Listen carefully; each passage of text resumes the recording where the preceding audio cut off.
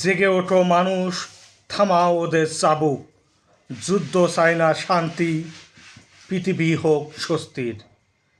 Rocket launcher, পারমাণবিক বোমার ক্ষত, রক্তে ঝরা শিশুর কান্না শোনো, স্বপ্ন ভাঙা মানুষের কান্না শোনো, বিছানায় কাতর বৃদ্ধার করুণ আর্তনাদ শোনো, ঘর পড়া মানুষের কষ্ট দেখো।